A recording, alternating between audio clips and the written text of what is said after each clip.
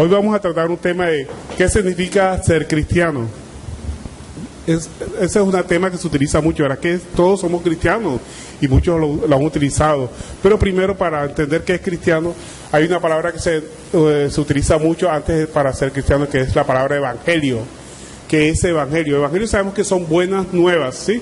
Viene la palabra angelion, que significa bien o buen mensaje, o algunos lo llaman como buen mensaje de salvación. Pero si es un buen mensaje de salvación, el evangelio, de hecho lo es, el buen mensaje de salvación, es porque hay otro mensaje malo, un mal mensaje que es de condenación.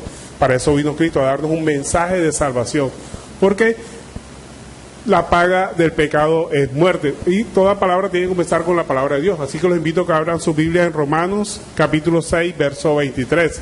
Vamos a ver lo que significa precisamente el evangelio, el buen mensaje de salvación, en contraposición del viejo mensaje o el viejo mal mensaje de condenación, porque sabemos que todos pecaron y estamos destituidos del reino de los cielos. Pero aquí viene el gran mensaje de salvación. Romanos capítulo 6, verso 23. Amén. Dice, porque la paga del pecado es muerte, mas la dádiva o el regalo de Dios es vida eterna en Cristo Jesús, Señor nuestro. Gloria a Dios. Entonces, la palabra evangelio tiene su origen. ¿En quién es el origen de la palabra evangelio? Tiene su origen en Cristo, porque eso es lo que se predica en el evangelio, las buenas nuevas de salvación, porque las nuevas de salvación apuntan hacia Cristo. Para conocer la palabra evangelio, el significado de la palabra evangelio, tenemos que conocer Cristo, quién es Cristo, qué es lo que quiere Cristo de nosotros y cómo se presenta Cristo. Y conocer a Cristo conforme a la Escritura, dice la palabra de Dios, el que cree en Él, como dice la Escritura, de su interior correrán ríos de agua viva. Entonces tenemos que conocer a Cristo como dice la Escritura.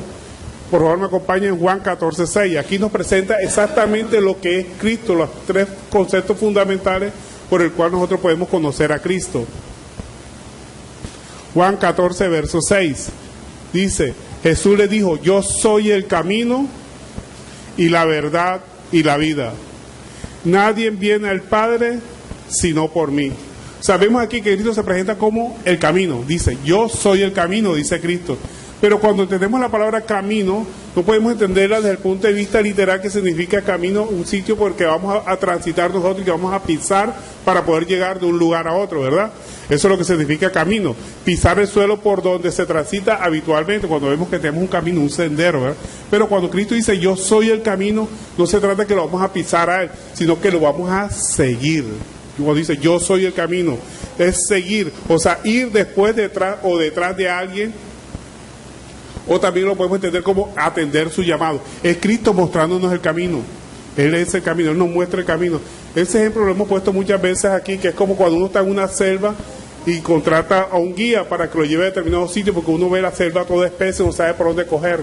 Y el guía te va a decir, sigue el camino. Y tú le preguntarás, bueno, ¿cuál es el camino si la selva está tupida? Él te va a decir, el camino soy yo, sígueme. Entonces, de la misma forma, Cristo se nos presenta como el camino, que tenemos que seguirlo a Él. No hay camino, el camino está en seguir a Cristo. Él es el camino. Él no tenemos que seguirlo, ir detrás de Él, ir en el camino que Él nos está mostrando, que Él nos señala.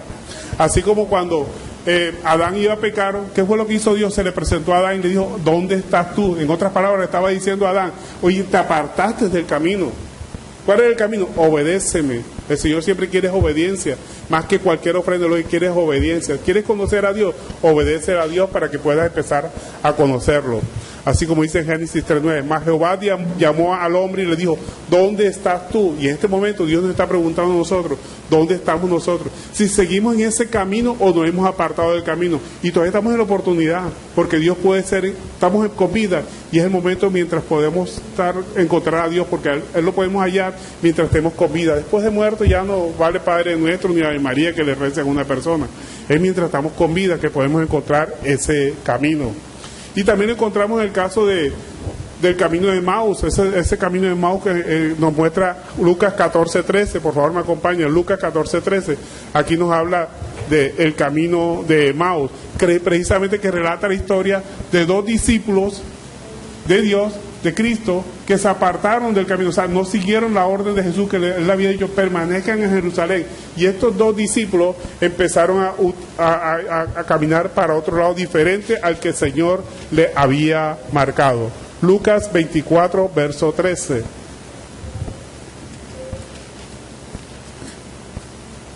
Dice, he aquí, dos de ellos, o sea, dos de sus discípulos, iban el mismo día a una aldea llamada Emaús, que estaba a 70 estadios de Jerusalén, o sea, estaban apartados completamente de la orden que había dado Jesús, que era, manténgase en Jerusalén. E iban hablando entre sí todas aquellas cosas que habían acontecido. Sucedió que mientras hablaban y discutían entre sí, Jesús mismo se acercó y caminaba con ellos. Jesús camina con ellos, pero Jesús, además de caminar con nosotros, quiere ir delante de nosotros, que nosotros lo sigamos, no tanto que Él no esté al lado nuestro, porque Él siempre está a nuestro lado. Así estemos pecando, así estemos apartados. Vea, no hay ninguna cosa que usted haga que Cristo se aparte de usted. Somos nosotros los que nos apartamos del camino que nos ha mostrado. Entonces vemos aquí que Cristo estaba siempre al lado de ellos. Pero ¿qué pasaba? Que ellos no iban siguiendo a Jesús. Jesús iba al lado de ellos. Jesús siempre está al lado nuestro. Vayamos a donde nos vayamos. ¿Dónde nos metamos nosotros que Jesús no nos vea? No hay lugar a nosotros podamos ir que Jesús no nos vea. Pero muchas veces estamos apartados de la presencia del Señor, no siguiendo el camino. Jesús quiere que lo sigamos en todo momento. Entonces, estos dos discípulos se habían apartado.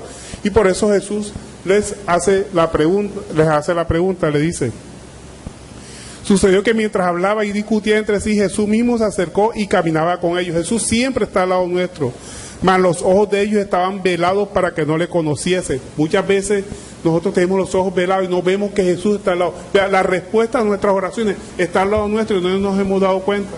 ¿Por qué no nos damos cuenta? Porque no lo seguimos, aunque Él está siempre al lado nuestro. Él nunca se apartará de nosotros.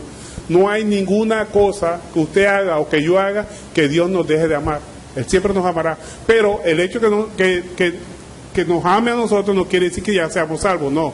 Él nos ama y nos presenta el camino, nos da toda la oportunidad para que lo buscamos, pero la salvación depende de nosotros, si lo seguimos o no lo seguimos. Él nos da todas las ayudas disponibles, Él siempre tiene un corazón misericordioso con nosotros, tiene sus manos extendidas siempre para perdonarnos, para levantarnos si hemos caído, así que no se amilane porque usted ha caído, levántese. Acuérdese que los que perseveran, es decir, que vuelven a retomar el rumbo, serán salvos, pero el que no persevera, pues ya será condenado, porque lo que el Señor quiere es que perseveremos, que no importa lo que hayamos hecho, que nos levantemos con la frente en alto, porque sabiendo que Cristo siempre está a nuestro lado. Entonces, el camino de Emaús nos muestra una historia de dos personas que eran creyentes de Jesús, eran discípulos de Jesús, pero sin embargo se habían apartado del camino.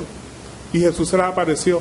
Y la única forma como Jesús se les reveló a ellos, o sea, Él siempre está al lado nuestro, pero cuando ellos se les reveló fue cuando ellos hicieron lo que Jesús había ordenado, cuando partieron el pan, reconocieron a Jesús y reconocieron que Jesús siempre estaba con ellos. Ahora, Jesús también se nos presenta como la verdad. Jesús dijo, yo soy el camino, pero también dijo que era la verdad. ¿Qué es la verdad? La verdad para el hombre es relativa. La verdad siempre la vemos como depende de tu conocimiento. O sea, para unas cosas, para las personas puede ser verdad y otras cosas puede ser mentira. O sea, que la verdad es producto de la comparación entre un objeto con lo que se tiene en mente. Es como, por lo menos, si yo le digo, este púlpito es blanco, ustedes van a decir, no, ese púlpito es negro. ¿Por qué? Porque ustedes ya tienen el concepto del color negro que es igual al carbón. Entonces, cuando hay uniformidad entre lo que analizamos con lo que tenemos en mente, eso le llamamos verdad. En otras palabras, que para reconocer la verdad tenemos que cambiar nuestro concepto sobre las cosas. Cristo es la verdad, pero la verdad de Dios, no la verdad nuestra. Andamos nosotros en un camino de mentira y que hemos llamado muchas cosas como que no son verdades. Por lo menos el concepto que nosotros tenemos de la muerte.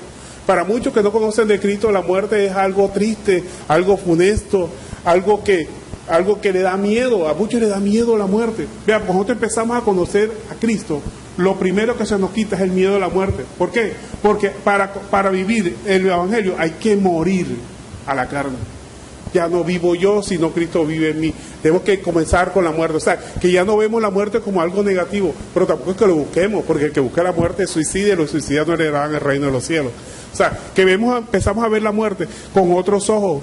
Ya la muerte no es ese concepto que le teníamos antes, un concepto de penumbra, de muerte, de miedo, de que no lo queremos en nuestra vida. Vea, el cristiano lo primero que le pierde es el miedo a la muerte. El apóstol Pablo, él deseaba la muerte, pero decía, bueno, yo deseo estar con Cristo, pero también deseo hacer la obra de Dios aquí en la tierra, así que decida Dios lo que tengo que hacer. ¿Sabes? Siempre nos ponemos en manos del Señor, que decida el Señor, no nosotros, pero deseamos estar con Cristo. Pero hay un problema, que para estar con Cristo, literalmente o físicamente, tenemos que morir, para que Cristo viva en nosotros. Entonces, el concepto de muerte, le cambiamos la aplicación, o lo que nosotros creíamos. Ese concepto negativo de lo que creíamos la muerte, ya lo empezamos a ver como algo positivo. Es como una semilla. Para que ella se convierta en un árbol, se convierta en un fruto, en un árbol productivo, tiene que morir esa semilla para convertirse en otra cosa. De la misma forma, nosotros tenemos que morir al viejo hombre para poder nacer al nuevo hombre, que ya no está viciado conforme a los criterios que teníamos antes. O sea, cambiamos el concepto de muerte. O sea, que estábamos en un mundo de mentira, creyendo que la muerte era algo malo. No, vemos que la muerte es necesaria para poder alcanzar y para poder ver a Cristo en nuestras vidas, ver reflejado. Para poder ver la voluntad de Dios, tenemos que morir al yo creo, a mí me parece, esto es así, yo siempre he sido así. Otro concepto que nosotros hemos vivido en mentira toda la vida, es que cuando conocemos a Cristo, cambiamos el concepto que teníamos sobre por lo menos el alcohol. Consideramos el alcohol como necesario para llegar a la alegría. Era que una fiesta sin alcohol la veíamos aburrida. No, ahora vemos ya la fiesta que no necesitamos el alcohol para estar en alegría, para estar contentos, para estar gozosos. No necesitamos ese alcohol. Vivíamos un mundo de mentira que si no había alcohol, no había alegría. En otras palabras, alcohol sinónimo de alegría.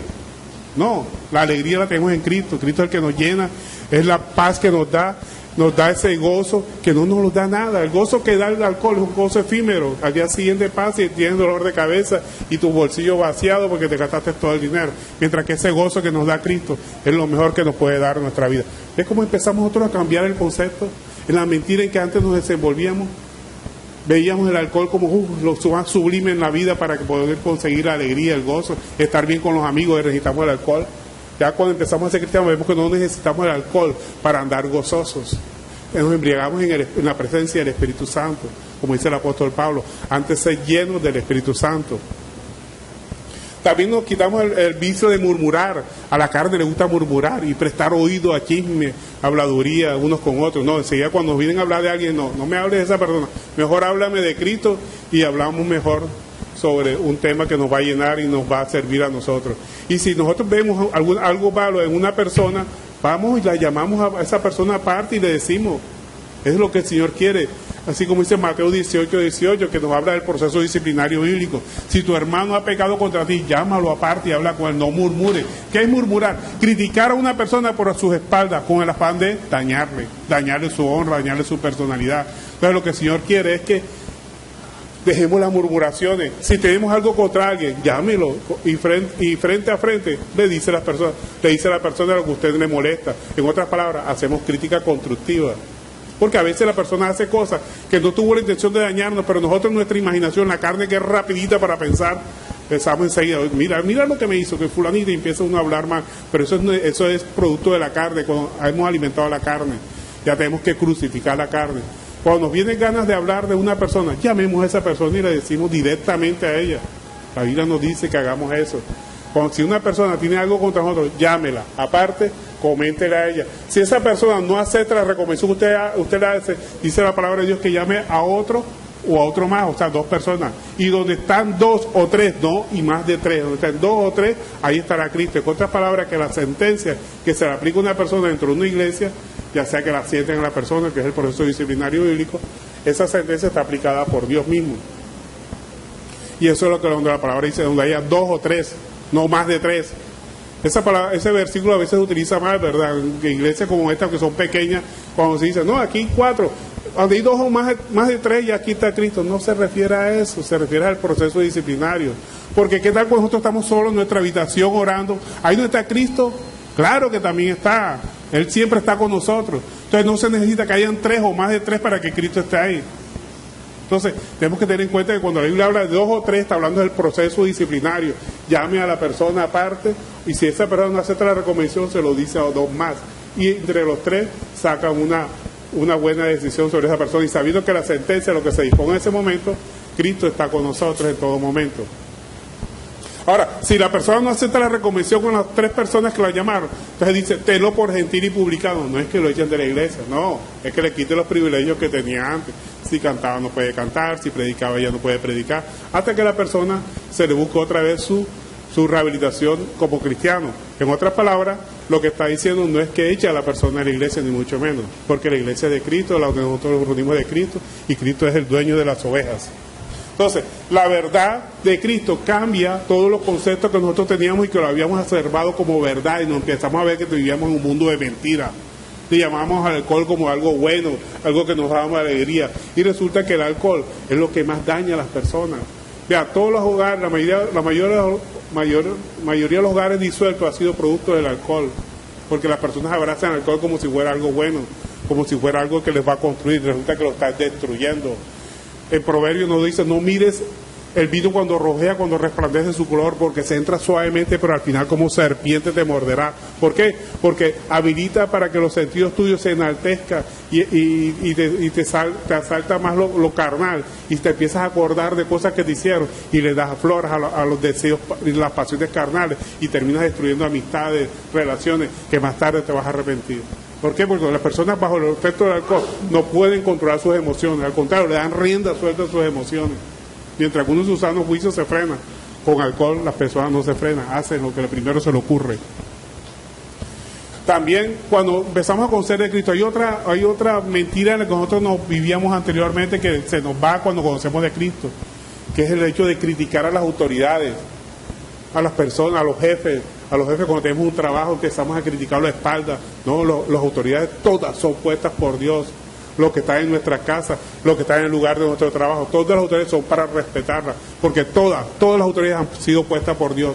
Y cuando dice todas, incluyendo aquellas malas que nosotros consideramos que son malas, pero no son malas, son puestas por Dios para tratar con nosotros en algún aspecto. Entonces de nosotros depende la obediencia. Cuando nosotros obedecemos a autoridad, indirectamente estamos obedeciendo a Dios. Ahora, si usted se levanta contra una autoridad puesta con Dios, ¿contra quién se está levantando? Contra Dios mismo, porque Dios fue el que la puso.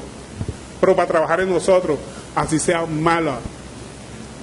Entonces, tenemos que someternos a todas las autoridades. Claro que si la autoridad te está pidiendo algo que va contra los principios bíblicos, pues ahí sí no, porque tenemos que obedecer a Dios antes que a los hombres. Esa es la excepción. Pero el resto, hágalo. Si eso no le perjudica en nada, haga lo que le manda a su jefe. Es Dios trabajando a través de esa persona que lo está moldeando a nosotros, para que seamos más humildes. Acuérdense que la humildad es tratar a los demás como si fueran superiores a nosotros, aunque al final todos somos iguales ante los ojos de Dios. Pero Dios quiere que tratemos a los demás como si fueran jefes de nosotros, imagínense ustedes, como si fueran superiores a nosotros. Pero nosotros estamos acostumbrados a tratar bien al que está arriba de nosotros y al que está igual a nosotros. Pero el que está abajo de nosotros lo humillamos, ¿verdad? Entonces, no, que el Señor no quiere eso, sino que tratemos a todos por igual, o sea, como si fueran superiores. Todo lo que estén debajo, al mismo nivel de nosotros, tratarlos como si fueran superiores a nosotros.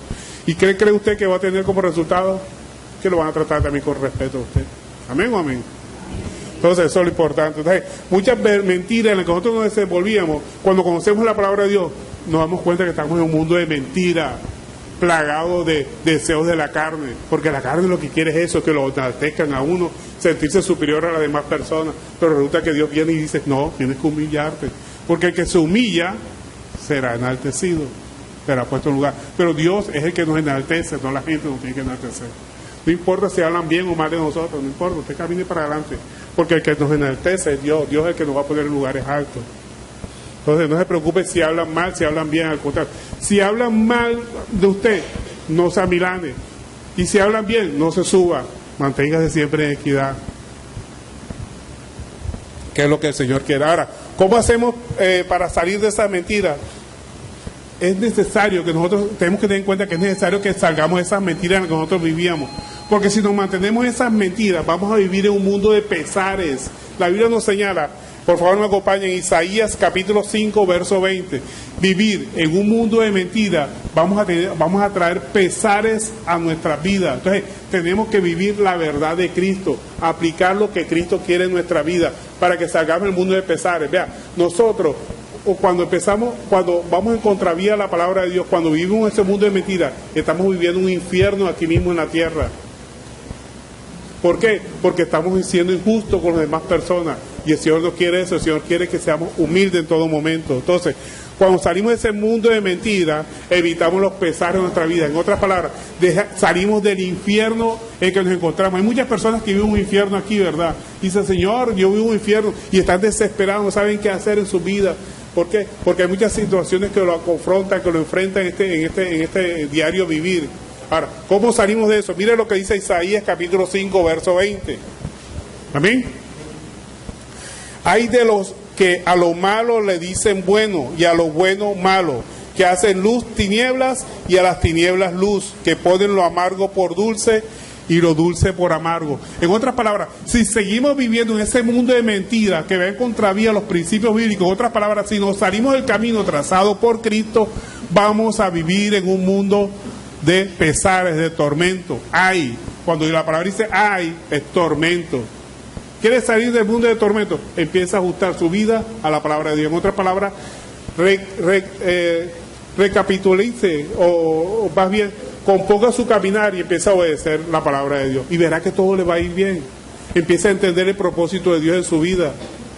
Entonces, hay de a los que lo malo le dicen bueno y a lo bueno le dicen malo. En otras palabras, que cambian los criterios o la verdad de Cristo por la verdad del hombre. El mundo de tinieblas. Cuando la Biblia habla del mundo de tinieblas, no se refiere a Satanás, se refiere a las tinieblas que apartado de la luz. Y la luz es Cristo. Y cuando caminamos aparte o contrario a lo que dice la palabra de Dios, andamos en tinieblas, andamos conforme a los designios de la carne. Y sabemos que los designios de la carne son contra el Espíritu. Y eso es andar en un mundo de tinieblas. Entonces, ¿quiere salir de ese mundo de pesar en que se encuentra? Empieza a obedecer la palabra. Acuérdense, porque el Señor lo que quiere es eso, quiere obediencia antes que cualquier sacrificio. Obediencia quiero, dice el Señor. Por eso también nos dice, dame, hijo mío, tu corazón. Y cuando dice tu corazón, mi corazón, está hablando de la forma de pensar, para que Cristo viva en nosotros. Porque Cristo quiere vivir en cada uno de nosotros, que nosotros seamos una figura representativa de Cristo aquí en la tierra. En otras palabras, que nuestro actuar fuera como si tuviera Cristo viviendo a través de nosotros. Y eso es lo que el Señor quiere. Y es la única forma de vivir la verdad de Dios, no la verdad del hombre. La verdad del hombre sabemos que es relativa. Para muchos una cosa es verdad, otra es mentira. Pero la verdad de Dios es única, es indiscutible, la que Él lanza. Y es para nuestro bien. Cuando Dios nos da una orden a través de su palabra, no es para que Él sea más Dios, no. Él seguirá siendo Dios, así nosotros vayamos en contravía o pequemos. Él siempre seguirá siendo Dios. De nosotros depende nuestra salvación, nuestra obediencia, o que nos vaya bien obedeciendo los criterios. Él nos plantea un plan de vida obediente para que nos vaya bien en este mundo. Él nos da las pautas. Entonces, vemos aquí que Jesucristo se presenta como yo soy el camino, la verdad y la vida. Ya vimos cada uno de los 3 puntos de esto. Pero también hay otro punto que nos dice, nadie viene al Padre sino por mí. No dice nadie va, sino dice nadie viene. O sea, él mismo se presenta como el Padre en este versículo. Y este versículo vemos que está inclusive en todos los textos, en todas las traducciones bíblicas que usted las ve, inclusive hasta la Biblia, una Biblia que niega la deidad de Cristo, como la Biblia que utilizan los testigos de Jehová, que niega la deidad de Cristo, también está igualito, porque está idéntico a los textos originales. Cristo es Dios. En otras palabras, que para ser cristiano tenemos que reconocer que Cristo es Dios, no era simplemente el hombre más grande del mundo, no, Cristo es Dios. Tenemos que reconocerlo como Dios, como nuestro Señor. Y cuando decimos que Cristo es nuestro Señor, porque muchos dicen, no, Cristo es el Señor, pero cuando decimos Señor es porque le obedecemos, nos sometemos a Él. Eso significa ser Señor. Ahora, pero dentro del sistema evangélico, lo que se conoce como el Evangelio, de que es Cristo, Cristo es el Evangelio, Cristo es todo. Cristo tiene varias clases de discípulos, unos discípulos que fueron antes de su venida, de su encarnación, porque Cristo siempre ha existido. Cristo es el mismo ayer, hoy, por los siglos. Cristo es el alfa y el omega. Cristo siempre ha existido. O sea, su existencia no se limita solamente al nacimiento virginal que Él tuvo cuando se constituyó en carne. Él era desde antes. Él es eterno, Él siempre ha existido. Pero fue anunciada su llegada desde antes de su encarnación. ¿Por quién fue anunciada? Por los profetas, que anunciaban siempre su venida. Miremos lo que nos dice al respecto Lucas 16:16. Que aquí nos está hablando de los primeros discípulos de nuestro Señor Jesucristo. porque todos los apóstoles, los profetas que hablan del Antiguo, todos, en otras palabras, todo el Antiguo Testamento está hablando de Cristo, y el Nuevo Testamento ni se diga. O sea, toda la Biblia, desde Génesis, Apocalipsis, está hablando de Cristo. Entonces, los discípulos, antes de la llegada de Cristo, antes de la encarnación de Cristo, ¿cómo se llamaban? Profetas, anunciaban sobre su venida. Lucas capítulo 16, verso 16, nos dice: la ley y los profetas eran hasta Juan, o sea que Juan fue el último de los profetas. Desde entonces el reino de Dios es anunciado y todos se esfuerzan por entrar en él. Todos, o sea, como se estableció la ley era el cumplimiento de unas determinadas obras para ser salvo. O sea, todos se esfuerzan en ser buena gente. Yo ayuno, yo diezmo, yo hago esto para ser salvo. Toda la salvación se circunscribía a hacer buenas obras. Ese es el fundamento de la ley, cambiar la forma de actuar, pero sin cambiar la forma de pensar. Fíjense ustedes, la ley era cambiar la forma de actuar, pero sin cambiar la forma de pensar. O sea que las personas cambiaban su forma de actuar hipócritamente. Hacían cosas buenas, aunque pensaban mal. Cristo vino precisamente a cambiar nuestra forma de pensar, a revolucionar, porque la guerra espiritual está aquí en nuestra mente. Los ataques que nos hace nuestro enemigo, que es Satanás y la carne, son aquí en nuestra mente. Siempre nos trata de influenciar ahí. Satanás no puede leer nuestros pensamientos, pero sí puede influenciar en nuestros pensamientos, en la forma de pensar sobre algo. Por eso Jesucristo dice, el apóstol Pablo decía, renovaos en el espíritu de vuestra mente, porque ahí es donde Cristo quiere gobernar nuestra mente, que es nuestro corazón. Dame, hijo mío, tu corazón. ¿Qué se refiere a nuestra mente? Ahora, después de la llegada de nuestro Señor Jesucristo, acuérdense que Cristo fue el primero que anunció el arrepentimiento conforme a su propia voluntad. Cuando dijo el reino de los cielos ha llegado, o sea, el reino de los cielos es Él. Entonces vinieron los apóstoles que junto con los profetas y nuestro Señor Jesucristo conforman el fundamento de toda la doctrina cristiana. Y aquí nos lo dice precisamente Efesios 2:20, por favor me acompaña. O sea, los apóstoles junto con los profetas y nuestro Señor Jesucristo conforman el fundamento de toda la doctrina cristiana. Efesios capítulo 2, verso 20. Dice, edificados sobre el fundamento de los apóstoles y profetas, siendo la principal piedra del ángulo Jesucristo mismo. Los apóstoles y profetas, siendo Jesucristo la piedra principal. Ahora, ¿cuáles son los discípulos de Cristo en la actualidad? Los discípulos de Cristo en la actualidad es la misma iglesia. La iglesia es ustedes, somos cada uno de nosotros. No en las cuatro paredes. Porque el Espíritu de Dios no va a habitar en templo hecho por manos humanas, sino en templo hecho por Él mismo, nosotros. Nosotros fuimos creados por nuestro Señor en el vientre de nuestra madre. En el libro de Job dice que Él formó todos los huesos, Él mismo los formó en el vientre de nuestra madre. Y ese es el templo que Él quiere, nosotros mismos. El Espíritu Santo habita en el templo. Hay personas que andan buscando el Espíritu de Dios en cuatro paredes en una determinada iglesia. No, el Espíritu Santo tiene que buscarlo dentro de usted mismo. Ahí en esa iglesia habrá unción. La unción tiene que estar en usted, no en las cuatro paredes. ¿Qué está buscando unción en qué iglesia? No, tiene que buscarla en usted mismo. Usted es la iglesia. Entonces, la iglesia somos cada uno de nosotros. ¿Y cuál es la misión de cada uno de nosotros como iglesia? Hacer discípulos. Esa es la misión. Jesús nos lo dijo, ¿verdad? En Mateo 18, 19 nos dijo, por tanto, id a hacer discípulos a todas las naciones, id y a hacer discípulos. Eso es un mandato, ni siquiera tenemos opción de no hacerlo. Si usted se queda quieto, nada más recibiendo palabra de Dios, engordando, usted no está obedeciendo a Cristo.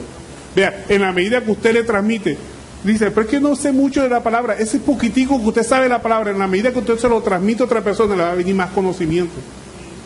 Si usted se queda con el conocimiento que tiene, no le va a venir más. Ahí se frena el conocimiento, porque eso es un río de agua viva que fluye.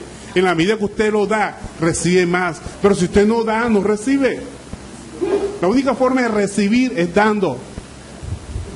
Bendiciones del Señor. Usted recibe el conocimiento que tiene, el camino. Usted le muestra el camino a seguir a Cristo. Porque usted cuando predica, lo que tiene que mostrar es eso, mostrar a Cristo, que es el camino.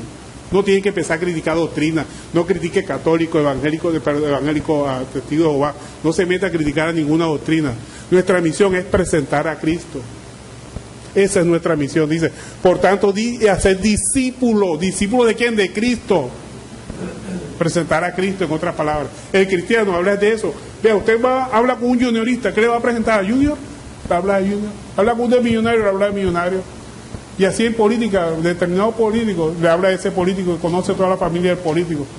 Si va a hablar con un uribista, ¿de qué le va a hablar? De Uribe. De todas las maravillas que hace Uribe, entre comillas. Entonces, hablemos de Cristo. El cristiano predica a Cristo, nada más. No se meta con otra doctrina. ¿Por qué? Porque usted forma una barrera hacia esa persona, como se ponga a criticar la otra doctrina. Si usted le va a predicar a un católico, no, que las imágenes, enseguida, listo, esa persona no quiere saber más de usted ni de Cristo tampoco, porque usted le atacó sus santos. No se meta con los santos de la iglesia, presente a Cristo. Que cuando Cristo es conocido por la persona, dice que detrás de la presentación de Cristo, cuando esa persona conoce a Cristo, como dice la Escritura, vendrán ríos de agua viva, vendrá el Espíritu Santo, que es el que convence de justicia, de pecado y de juicio. Nosotros no convencemos a nadie, el que convence es el Espíritu Santo. Entonces, presentemos a Cristo. Cristo, cuando nosotros presentamos a Cristo, es como un león. ¿En qué sentido? Un león nosotros no tenemos que defenderlo, ¿verdad? ¿Usted quién va a defender un león? No, el león tiene que abrir las jaulas y suéltelo. Usted presenta a Cristo, que él se defiende solito. Usted no tiene que defender a Cristo, tiene que presentar a Cristo, como dice la Escritura, para que Él haga el efecto que Él quiere en nosotros. Ahora, cuando nosotros empezamos a predicar a Cristo, cuando nosotros conocemos el Evangelio como dice la Escritura, así como lo hemos planteado, ese proceso que hemos planteado, ¿cuáles son las consecuencias? Nos va a dar humildad a cada uno de nosotros. Empezamos a mermar, ya no somos el mismo de antes, ya se nos quita esa altanería o mirar a las demás personas por encima del hombro. Y el Señor quiere que humildad, que nosotros seamos humildes. Acuérdense que humildad es tratar a los demás como si fueran superiores a nosotros. Mire lo que nos dice 2 Corintios, al respecto de humildad, 2 Corintios capítulo 8, verso 9. Cristo no solamente dio unas órdenes, sino que Él mismo vino aquí a la tierra y la cumplió y nos demostró que son buenas. Vean toda la maravilla de Cristo, que no solamente nos da la orden, sino que Él se hizo carne y nos demostró con su actuar que todo es para nuestro bien.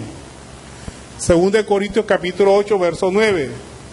Dice, porque ya conocéis la gracia de nuestro Señor Jesucristo, que por amor a vosotros se hizo pobre. ¿Pobre qué quiere decir aquí? ¿De dinero? No, la Biblia nunca habla de dinero en ese sentido. Está hablando de pobreza espiritual, o sea, humildad.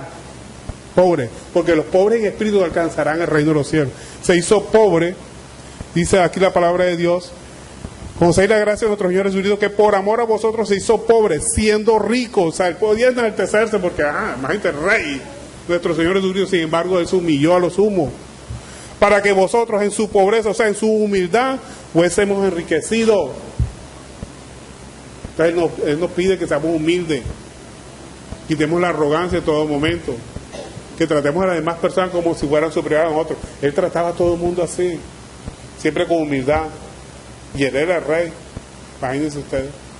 Dame de beber, le dijo una mujer cuando Él era el dueño de los ríos, de los mares, de todas las aguas, le dijo una mujer, dame de beber, con esa humildad que solamente puede provenir del Creador del cielo y la tierra.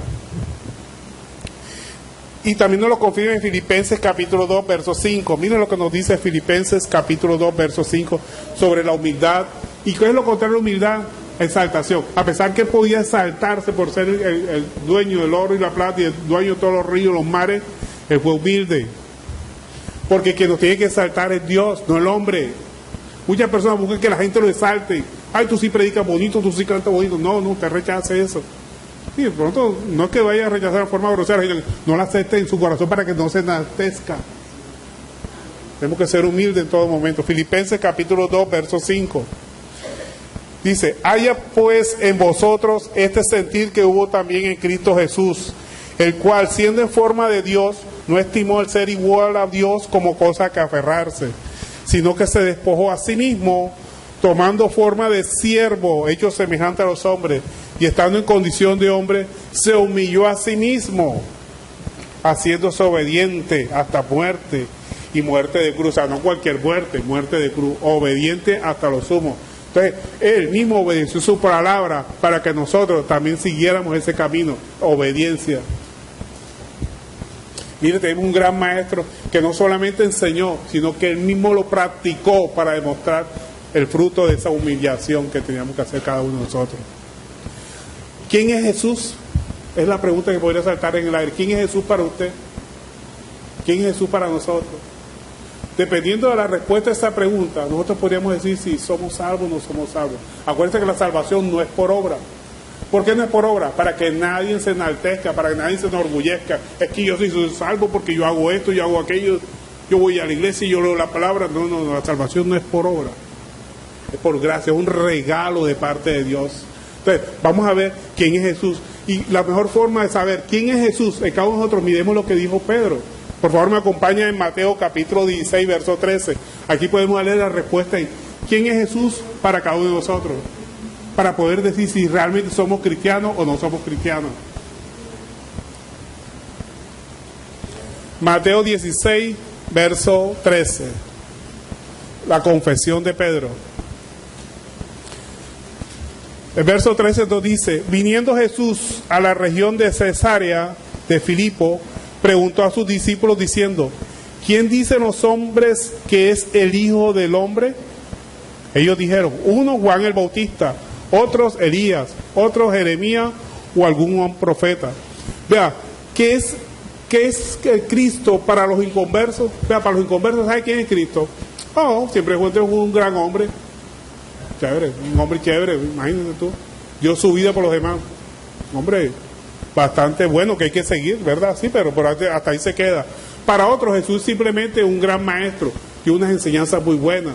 Yo tengo amigos que me dicen: vea, le hace el sermón del monte, no son cristianos, me dicen, le hace el sermón del monte, que hay unas buenas enseñanzas, pero en su corazón no albergan a Cristo como Dios, sino simplemente como un gran maestro.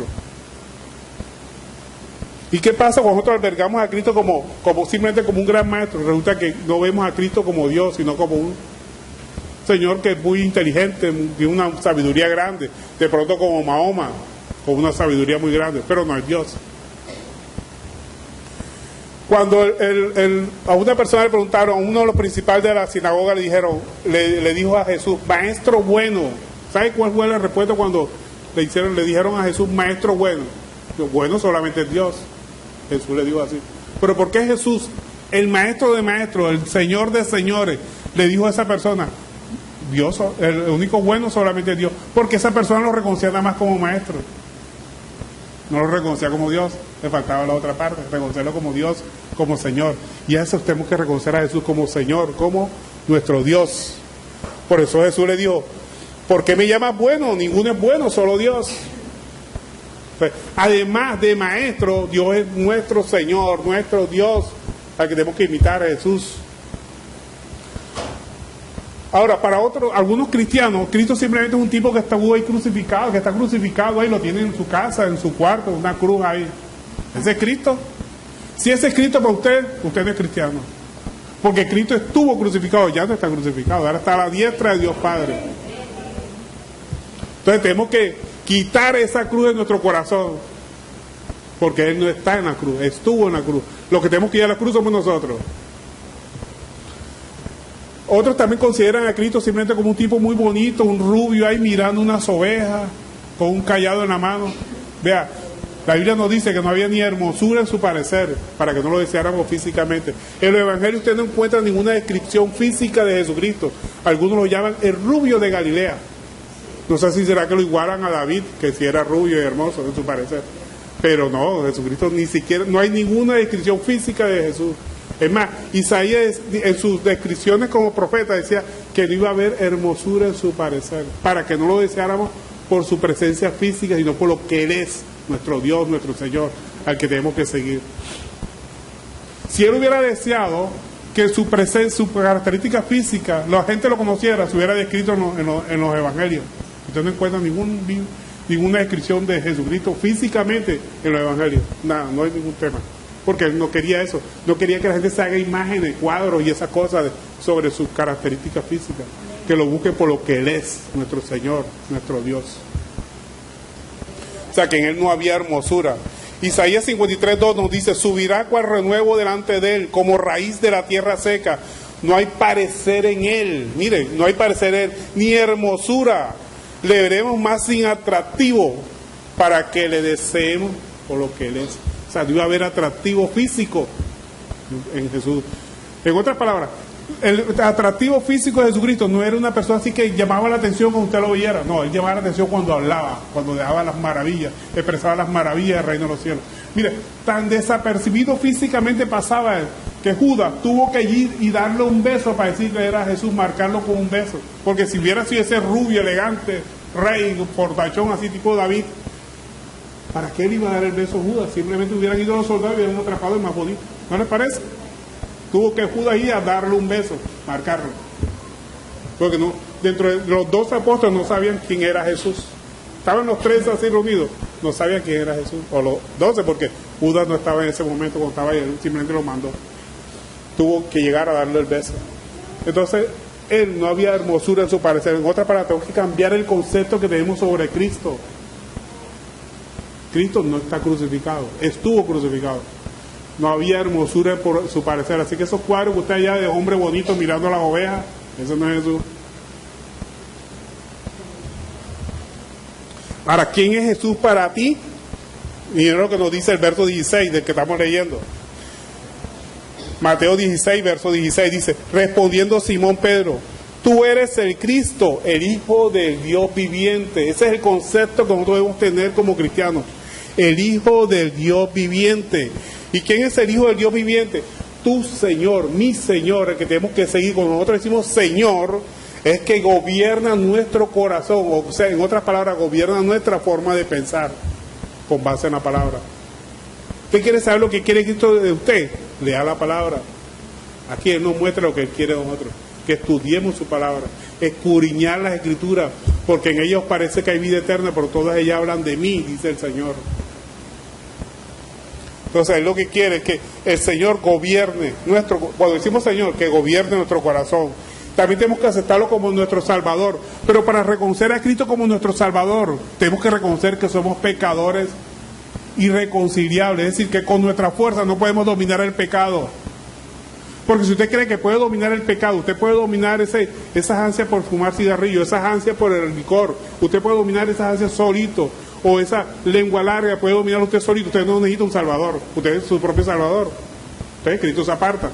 Pero cuando usted reconoce, usted dice, este vicio que yo tengo no lo puedo dominar, reconoce su debilidad, reconoce que es pecador, es cuando Cristo llega como Salvador en su vida. Pero tiene que reconocer que es pecador. El apóstol Pablo decía, Cristo vino por pecadores, de los cuales yo soy el primero, decía el apóstol Pablo. Imagínense, el máximo exponente de la doctrina cristiana, el apóstol Pablo.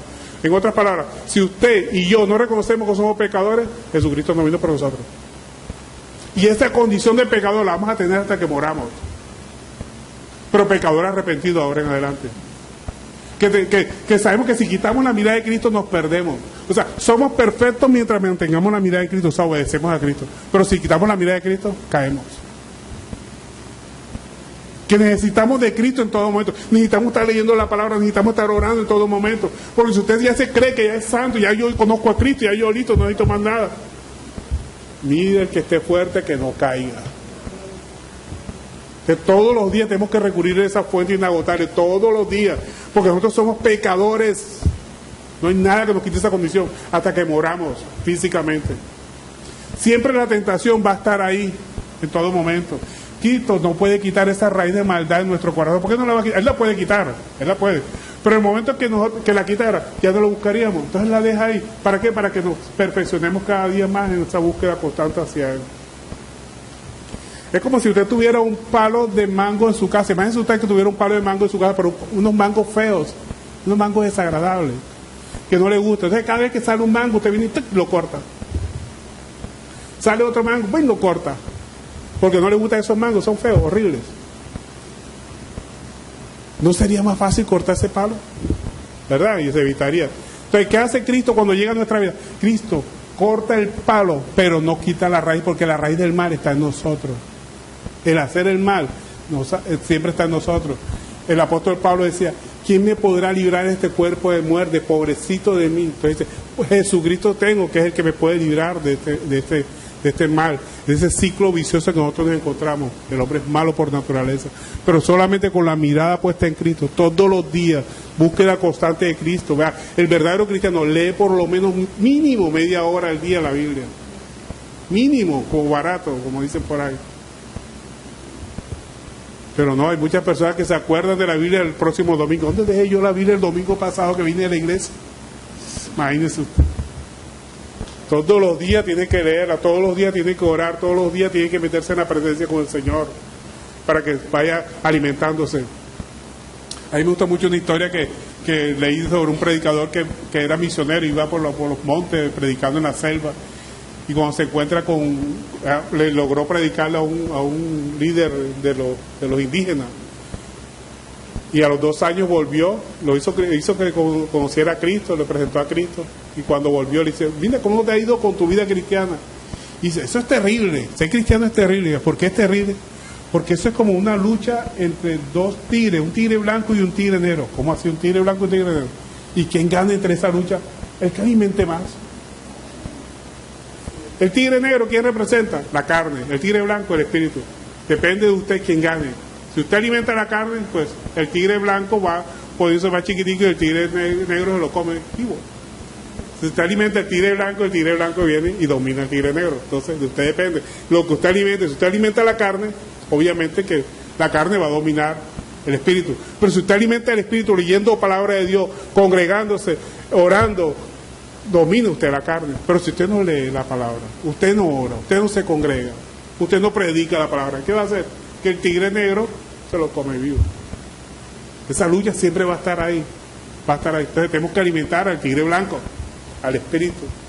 Y el espíritu solamente lo alimentamos con lectura de palabra, con oración, congregación y predicando. Porque cuando usted predica, usted está transmitiendo los conocimientos que usted tiene en la palabra. Y en la medida que usted transmite el conocimiento, más conocimiento le viene a usted.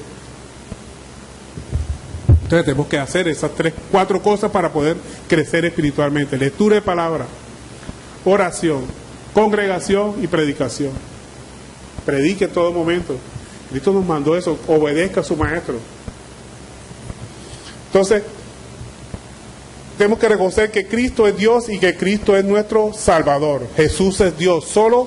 ¿Por qué hacemos que Jesús es Dios? Porque Dios fue el que impuso la condición de que todo el alma que pecare, esa morirá. La puso desde el que estaba en el paraíso, ¿verdad? Cuando Adán y Eva, cuando les creó todos los árboles, le puso todos los árboles porque se podían alimentar. Y Dios le dijo a Adán: de todos los árboles del huerto puedes comer, pero del árbol del bien y el mal no comerás. Y el día que comieres de él, ciertamente morirás. En otras palabras, muriendo morirás. O sea, cada día va a morir un poquito más, hasta llegar a la muerte definitiva. Y solamente Dios podía revertir esa sanción puesta. Cristo se hizo hombre para poder revertir ese mandato que ya Dios había establecido. Solo Dios en su vida puede cancelar la sentencia de muerte que es sobre toda la humanidad, por cuanto todos pecaron y están destituidos del reino de los cielos. Y la dádiva, o sea, regalo que Dios ha dado de salvación y vida eterna en Cristo. El que cree en Cristo, como dice la Escritura, es el que obtiene la salvación. O sea, que la salvación es gratuita. Usted no tiene que hacer nada para ser salvo. Tiene que aceptar a Cristo como su Señor, como su Salvador. Y el que es salvo, o sea, el que ha aceptado a Cristo como su Salvador, hace buenas obras. Porque no se concibe una persona que sea salva, que sea cristiano y hace obras malas. Pero no es que la salvación dependa de obras, sino que el que es salvo hace buenas obras. Amén o amén.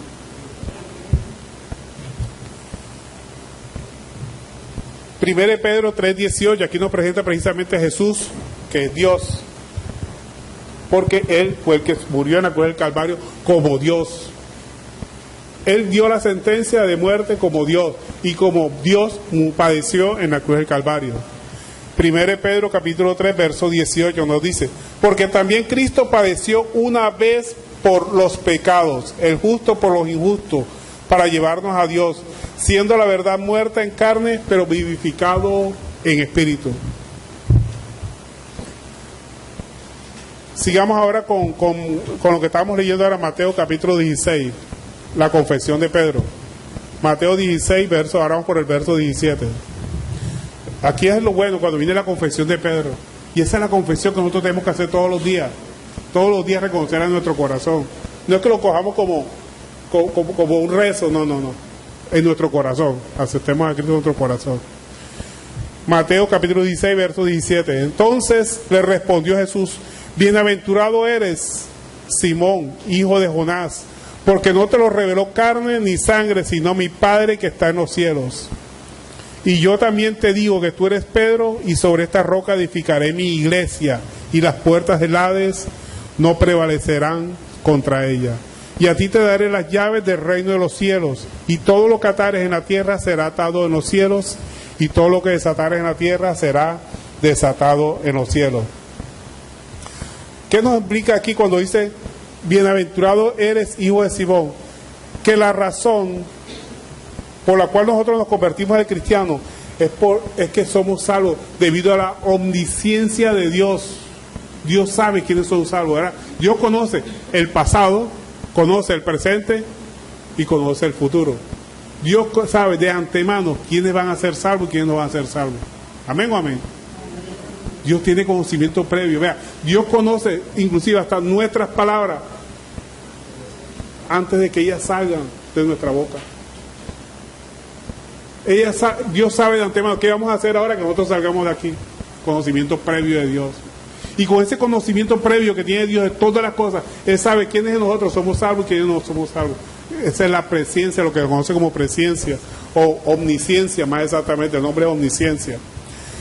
Entonces, por eso dice la palabra de Dios, dice, bienaventurado eres tú, Pedro, hijo de Jonás, no te lo reveló carne y sangre, sino mi Padre que está en los cielos. O sea, el conocimiento previo que Dios tiene y que Jesús tenía, porque Jesús era Dios, Él sabía que Pedro iba a ser salvo. Porque Dios, el mismo Padre, se lo había revelado a Pedro, que Jesús era el Hijo de Dios. Y si usted tiene ese conocimiento previo de que Jesús es el Hijo de Dios, es porque el mismo Padre Celestial se lo ha revelado a usted. Y usted puede decir en su corazón que es salvo. Y usted no tiene que cuidar la salvación, no tiene que cuidarlo. Ahí no tiene que decir que usted tiene que cuidar la salvación, sino que usted, como es salvo, usted hace buenas obras. Porque ¿cómo podemos decir que somos salvos y no hacemos buenas obras? Entonces, miremos lo que nos dice al respecto Juan 6:44.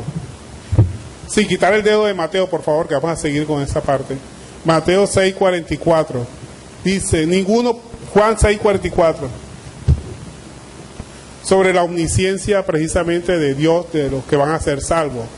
Juan 6:44. Ninguno puede venir a mí si el Padre que me envió no lo trajere, y yo lo resucitaré en el día postrero. O sea, el Padre sabe quiénes van a ser salvos, y como sabe quiénes van a ser salvos, eso los pone a Jesús. Y por eso esa revelación que tenía Pedro. Amén o amén.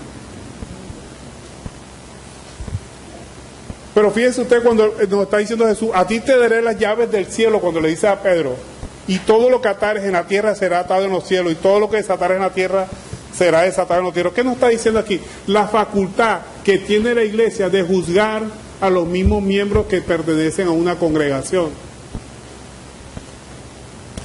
¿Y cuál es esa facultad que tiene de juzgar? La de perdonar. Ante todo perdonar. Pero usted no hay nada que le hagan que usted no pueda perdonar. Hay muchas personas que dicen, es que tú sabes lo que fulano me hizo. Y tú sabes lo que Cristo hizo por esa persona también. Todos tenemos que perdonar. Estamos obligados. Mira, el perdón no es una opción, es un mandato. Tenemos que perdonar.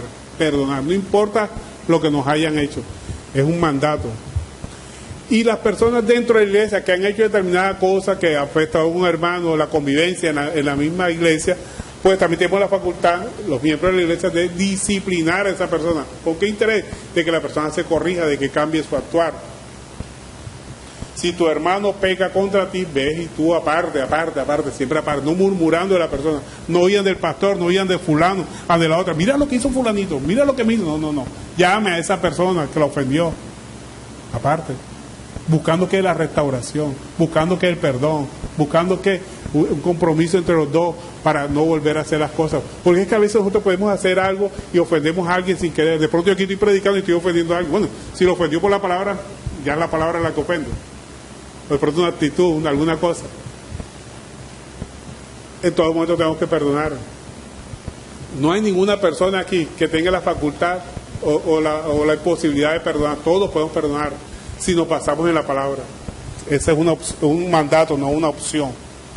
Y también la otra opción es la de dirimir conflictos que tiene la iglesia entre nosotros. Vea, si entre nosotros hay problemas, dirimamos entre nosotros mismos, no tenemos que ir a las autoridades. Si le faltó una persona a otra en un trabajo, entre nosotros mismos llamemos a las personas, nos reunimos toda la iglesia y buscamos solución al problema ese. Y si el problema de pronto es de dinero, alguna cosa hacemos en la iglesia, pero solucionamos la cosa antes de ir a las autoridades. ¿Cómo que los injustos van a juzgar a los justos? Es al revés, los justos van a juzgar a los injustos. ¿Me explico?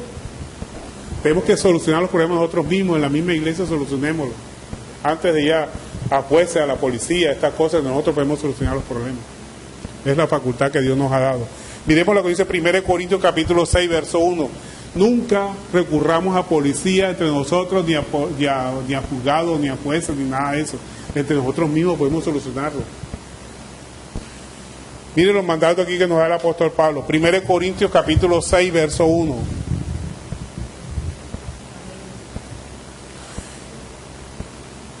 Primero Corintios 6:1 dice: ¿osa alguno de vosotros, cuando tiene algo malo contra otro, ir a juicio delante de los injustos y no delante de los santos? Osa. Imagínense usted. No debemos hacer eso nunca. Entre nosotros mismos solucionemos los conflictos. Es lo que el Señor quiere. Y perdonémonos y ayudémonos unos a otros. Recuerden que estamos en este camino y este camino es duro, pero con la ayuda de Cristo y entre nosotros mismos podemos solucionar las cosas. Sigamos con Mateo, ya para terminar. Mateo 16, verso 20. Entonces mandó a sus discípulos que a nadie dijese que él era Jesús el Cristo. Les cuento que este versículo hace mucho tiempo rondaba en mi cabeza y no le encontraba solución. Así como que yo no le voy a decir a la gente quién es Jesús.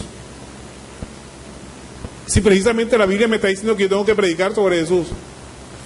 Pero cuando, mire el mandato de Jesús, que le dijesen a la gente, que mandó Jesús a sus discípulos que no dijese a nadie que él era Jesús el Cristo. En otras palabras, Jesús Dios. No presentemos a Jesús como Dios. Esa es consecuencia de la misma predicación de la palabra que debe llevar a la persona que reconozca que Jesús es Dios. Presentemos a Jesús como dice la Escritura. La conclusión de que es Dios parte de la misma persona. Es el reconocimiento que tiene que hacer la misma persona. Reconocer que Jesús es Dios, que Jesús es Salvador. Pero para reconocer que Jesús es Dios, que Jesús es Salvador, la persona tiene que reconocer que es pecadora. El gran problema de la gente es que no acepta que es pecadora. Es como el alcohólico, ¿verdad? El alcohólico nunca reconoce que es alcohólico. Cuando él reconoce que es alcohólico, ya tiene el 50% del problema reganado. Cuando él va a una asociación de alcohólicos, ya tiene el 50%. O sea, reconoce que necesita ayuda. Entonces, cuando la persona reconoce a través de la palabra de Dios, porque la palabra de Dios es un espejo para el alma, que nos muestra cómo estamos delante de Dios. Porque el espejo físico nosotros tenemos en nuestra casa, que nos miramos, nos muestra nuestra apariencia física. Y si nosotros nos vemos rizados, nos componemos, nos arreglamos y nos componemos bien. Pero cuando nosotros leemos la palabra, nos muestra cómo estamos espiritualmente. Y es para el momento que nosotros corrijamos nuestro actuar, porque de nada sirve que nosotros nos veamos a través de la Biblia y nos veamos mal y no hagamos nada por corregir nuestro comportamiento. Y la única forma de corregir nuestro comportamiento a la luz de la palabra de Dios es cambiando nuestra forma de pensar, renovados en el espíritu de nuestra mente. De ahí la frase que usted oye decir mucho, que se oye mucho cuando critican a los cristianos: es que a ti te lavaron el cerebro. Efectivamente, es una gran verdad. Cristo nos lava el cerebro a través de su sangre preciosa. Tenemos que renovar nuestro conocimiento a través de la palabra de Dios. Por eso, para poder terminar diciendo, como decía el apóstol Pablo, ya no vivo yo, sino que Cristo vive en mí. Y a través de esa vivencia en Cristo en mí es que yo cambio mi forma de pensar, mi forma de actuar. Porque yo no puedo cambiar mi forma de actuar si no cambio mi forma de pensar. Amén o amén. Entonces, mire lo que Cristo, tenemos que tener en cuenta ese. Usted nunca presenta a Cristo como Dios. Presenta a Cristo como dice la Escritura. El conocimiento de que es Dios tiene que partir de la misma persona. Porque si usted presenta a Cristo como Dios, se encuentra con una de esas personas que no creen que Cristo es Dios y se ya forma una barrera. Ojo, y no lo estoy diciendo, no lo digo yo, lo dice la misma palabra. Dice, entonces mandó a sus discípulos que a nadie dijese que Jesús era el Cristo, o sea, que era Dios, que era el enviado de Dios. Presenta a Cristo como dice la Escritura. ¿Para qué? Para no formar barreras. Simplemente presenta a Cristo como dice la Escritura. El concepto de que es Dios parte de la misma persona. después que reconoció que es pecadora, que necesita un Salvador, y ve a Cristo como el único Salvador, el único que nos puede cambiar nuestra posición. Y para reconocer que es Salvador, Cristo, tiene que reconocer que vive en un pecado continuo, en una vida de infierno que estamos ahora mismo.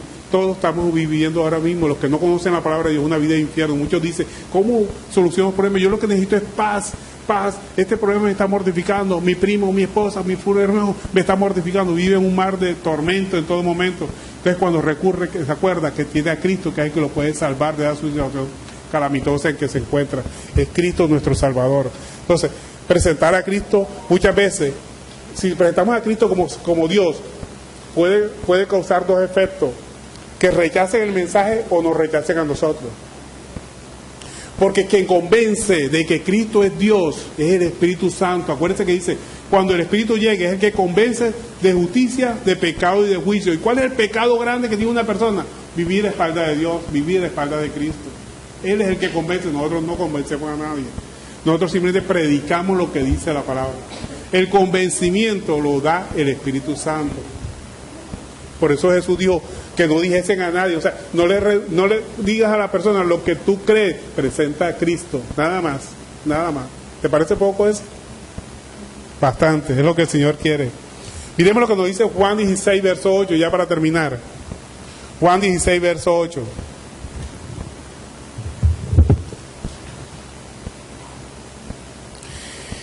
Y cuando Él venga, o sea, el Espíritu Santo, convencerá al mundo de pecado, de justicia y de juicio. De pecado por cuanto no creen en mí, o sea, en Cristo. No creen en Él como Dios. Él es el que se da a conocer a través del Espíritu Santo de que Él es Dios. De justicia por cuanto voy al Padre y no me veréis más. Y de juicio por cuanto el príncipe de este mundo ya ha sido juzgado.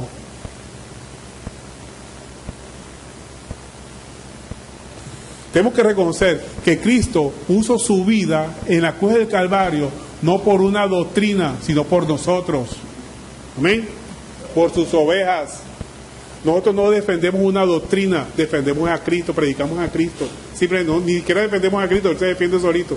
Presentamos a Cristo, como cristianos presentamos a Cristo.